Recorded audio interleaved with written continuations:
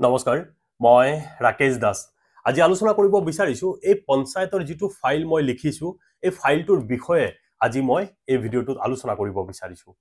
আজিৰ এই ভিডিওটোত এই ফাইলটোৰ বিষয়ে হেকানে মই আলোচনা কৰিব বিচাৰিছো যে বহুতে মোক প্ৰশ্ন কৰিছে মোক সুধিছে বহুতে মোক ফোন যোগেদি মোক ফোন কৰিছে আৰু কৈছে যে আপুনি এই পঞ্চায়ত ফাইলটোত কি লিখিছে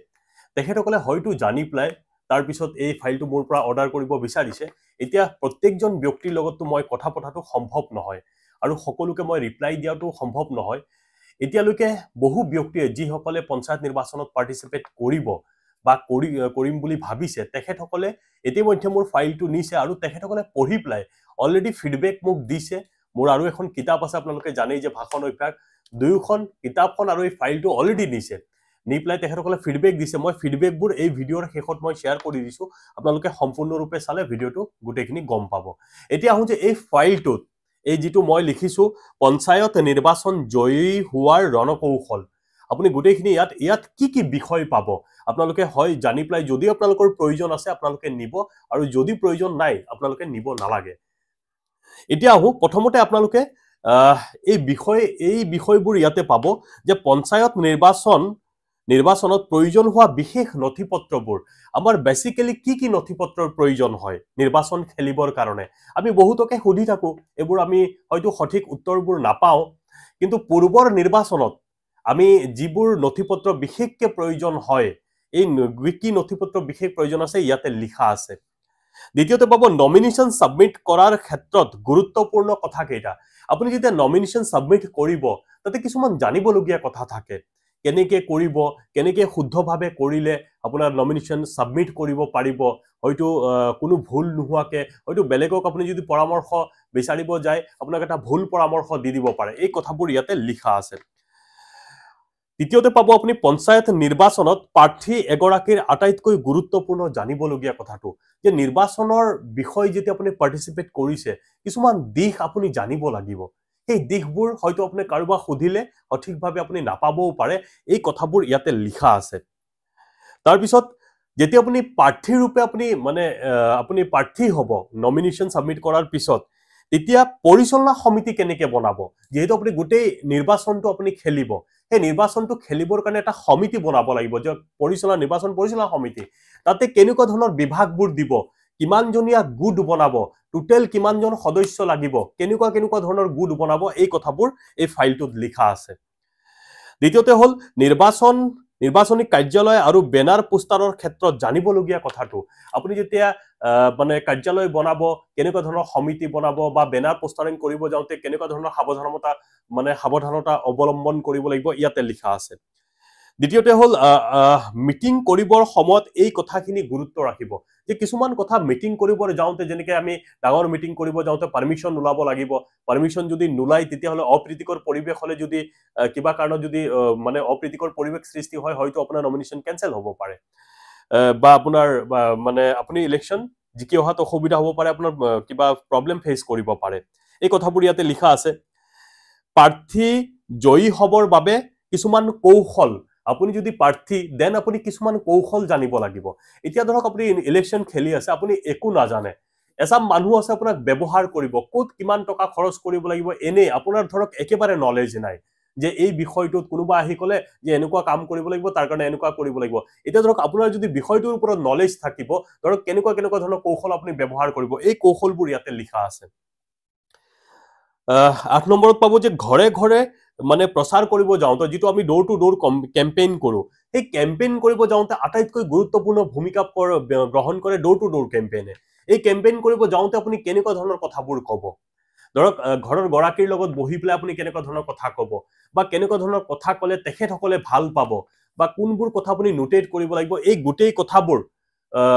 ইয়াতে লিখা আছে বা আপোনাৰ হৈ প্লাই কোনোবা ব্যক্তি যদি যায় আপোনাৰ ধৰক লগত থকা শুভাকাংক্ষী আপুনি পঠিয়ালে কাৰণ আপুনি সকলো ঘৰত যোৱাটো সম্ভৱ নহয় দেন সেই মানুহখিনি কেনেকুৱা ধৰণৰ কথা ক'ব লাগিব ইয়াতে লিখা আছে তাৰ পিছত ধৰক সৰু সুতাল বৈঠকবোৰত আপুনি মিটিং কৰিব মিটিংত আপুনি কেনেকৈ সম্বোধন কৰিব কেনেকৈ ধৰক কথাবোৰ আৰম্ভণি কৰিব ভাষণ কেনেকৈ আৰম্ভণি কৰিব এই গোটেই কথাবোৰ ইয়াতে লিখা আছে এই ফাইলটো যদি পঢ়ে মই ভাবো পঞ্চায়ত নিৰ্বাচন আশা কৰো আপুনি জিকি আহিব নহলেও কিবা এটা শিকিব পাৰিব কাৰণ এই ফাইলটো বনোৱাৰ ক্ষেত্ৰত মোৰ 6 মান্থৰ মোৰ অধ্যয়ন আছে আৰু মই যিসকল ব্যক্তিয়ে নিৰ্বাচনত পাৰ্টিচিপেট কৰিছে তেখেতসকলৰ লগত বহি পেলাই আলোচনা কৰি পেলাই তেখেতসকলৰ লগত গোটেই কথাবোৰ চিন্তা চৰ্চা কৰি পেলাই আলোচনা কৰি পেলাই মই এই ফাইলটো বনাইছো ইতিমধ্যে অসমৰ বিভিন্ন প্ৰান্তত মোৰ এই ফাইলটো বহুতে নিছে আৰু লগতে মোৰ ভাষণ অভ্যাস যিখন কিতাপ মই স্ক্ৰিনত দি দিছো এখন কিতাপো নিব এই দুখন বস্তু যদি এই দুখন মানে এই ফাইলটো আৰু এই কিতাপখন যদি অধ্যয়ন কৰে মই ভাবো পঞ্চায়ত নিৰ্বাচনত আৰু বিশেষকৈ আপুনি কাৰোবাক সুধিবলগীয়া নহব নিৰ্বাচনটো বিষয়ে আপুনি জানিবলৈ সক্ষম হ'ব আৰু আপুনি সুন্দৰকৈ জিকি আহিব পাৰিব আজিৰ ভিডিঅ'টো বনালো সেইকাৰণে বহুতে মোক সুধি থাকে আৰু হয়তো মই বহুতৰ ৰিপ্লাই দিব পৰা নাই উত্তৰ আপোনালোকে বেয়া নাপাব কাৰণ এইটো সম্ভৱ নহয় বহুতে মোৰ লগত যোগাযোগ কৰি আছে সেইকাৰণে আপোনালোকে হয়তো অলপ লেট হ'ব পাৰে বেয়া নাপাব এই ফাইলটো আৰু এই কিতাপখন যদি আপোনালোকে অৰ্ডাৰ কৰি নিয়ে মই আপোনালোকৰ ঘৰলৈকে পঠিয়াই দিম মই স্ক্ৰিনত নাম্বাৰ দি দিছো মোৰ নাম্বাৰ হৈছে 8723909238 এই নম্বৰত যোগাযোগ কৰক মই আপোনাৰ ঘৰলৈকে এই ফাইলটো আৰু কিতাপখন মই পঠিয়াই দিয়াৰ ব্যৱস্থা কৰি দিম ধন্যবাদ নমস্কাৰ মই দীপাংকৰ বৰুৱা ডিব্ৰুগড়ৰ পৰা কৈ আছো আৰু মোৰ হাতত এখন কিতাপ আছে কিতাপখনৰ নাম হৈছে ভাষণ অভ্যাস আৰু ককাইদেউজনে লিখিছে ৰাকেশ দাস ককাইদেউজনে কিতাপখন লিখিছে আৰু এই কিতাপখন পঢ়ি মই বহুত ভাল পাইছো আৰু এই কিতাপখনৰ কথা ক'ব গ'লে ৰাজনৈতিক আৰু সামাজিক আৰু লগতে নৱপ্ৰজন্মৰ ল'ৰাৰ কাৰণে এই কিতাপখন উপযোগী এইটো কাৰণে মই ভাল কৈছো যেহেতু এই কিতাপখনত ভাষণৰ ওপৰত কিতাপখন লিখা হৈছে যেহেতু আজিকালি মানে ভাষণ দিবলৈ হয়তো কিছুমান ব্যক্তি বা মানুহৰ কম বুলি ক'লেও ভয় ভাৱটা থাকে ভয় লাগে কিন্তু এই কিতাপখন পঢ়াৰ পাছত মানে সেই ভয় ভাৱটো মানুহৰ নাইকিয়া হৈ যাব এই মৰমৰ ককাইদেউজনে বৰ ধুনীয়াকৈ এখন কিতাপখন লিখিছে ৰাকেশ দাস ককাইদেউ আৰু যদি আপোনালোকক এই কিতাপখন যদি আপোনালোকক লাগে তেনেহ'লে মই ওপৰত স্ক্ৰীনত নাম্বাৰটো দিছোঁ সেই নাম্বাৰটোত আপোনালোকে কল কৰি এই কিতাপখন আপোনালোকে সংগ্ৰহ কৰিব পাৰিব ধন্যবাদ নমস্কাৰ মই পনাকন দাস গুৱাহাটীৰ পৰা কৈছোঁ মই ভাষণ অভ্যাস নামৰ কিতাপখনৰ স্বত্বাধিকাৰ শ্ৰী ৰাকেশ দাসলৈ মই আন্তৰিক শুভেচ্ছা অভিনন্দন জনালোঁ ভাষণ অভ্যাস নামৰ কিতাপখনে আমাৰ উঠি অহা চামক এটা অনুপ্ৰাণিত কৰিব বুলি মই দৃঢ় বিশ্বাস কৰোঁ কাৰণ এই কিতাপখনৰ পৰা বহুতে জ্ঞান লাভ কৰিব পাৰিব সভাই সমিতিয়ে কেনেদৰে ভাষণ দিব লাগে তাত তন্ন কৰি কথাবোৰ লিপিবদ্ধ কৰা আছে নমস্কাৰ মই নিশা ডেকাই নাওকটাৰ পৰা কৈছোঁ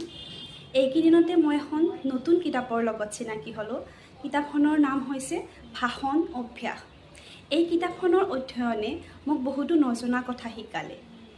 আচলতে সভা এখন চলাই নিবলৈ বা সভা এখনত উপস্থিত মানুহখিনিক সম্বোধন কৰি তাৰ বিষয়বস্তুবোৰ ভালকৈ উপস্থাপন কৰিবলৈ যিখিনি আমাক জ্ঞানৰ দৰকাৰ এই জ্ঞানখিনি আমি এই কিতাপখনৰ জৰিয়তে পাব পাৰোঁ আমি বা আমাৰ নতুন প্ৰজন্মই এই কিতাপখনৰ দ্বাৰা যথেষ্ট লাভান্বিত হ'ব বুলি মই আশাবাদী নমস্কাৰ মোৰ নাম মুকুট আহমেদ মই এই ভাষণ কিতাপখন মই পঢ়ি মই যথেষ্ট উপকৃত হৈছোঁ আৰু মই আগত মানে ভাষণ দিয়াত মানে অসুবিধা পাই আছিলোঁ এইখন পঢ়াৰ পিছত মই মানে ধুনীয়াকৈ এতিয়া সভা সমিতিত ভাষণ দিব পৰা অৱস্থাত তেতিয়া ভাল লাগে আৰু মোৰ মানে এইখন পঢ়াৰ পিছত মোৰ কনফিডেন্সটো আহিছে আৰু ভাষণ দিয়াৰ নমস্কাৰ মই দীপাংকৰ শইকীয়া তিনিচুকীয়াৰ পৰা কৈছোঁ ভাষণ অভ্যাস এই কিতাপখন লেখক ৰাকেশ দাস এই কিতাপবোৰ পঢ়ি সভা এখন কেনেকৈ ভাষণ দিব লাগে আৰু সভা এখন পৰিচালনা কেনেকৈ কৰিব লাগে ইয়াৰ বিষয়বস্তুসমূহ জানিব পাৰি বহুত ভাল লাগিল প্ৰথমে মই ৰাকেশ দাসলৈ ধন্যবাদ জনাইছোঁ যিসকল ব্যক্তিয়ে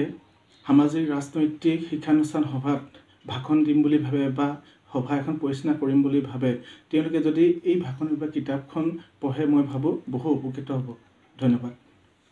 নমস্কাৰ মই জয়ন্ত কুমাৰ ৰায় কোকৰাঝাৰ জিলাৰ গোসাইগাঁৱৰ পৰা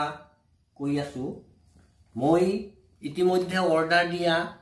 ৰাকেশ দাসৰ ভাষণ অভ্যাস নামৰ কিতাপখন পাই গ'লোঁ আৰু এই কিতাপখন পঢ়ি মই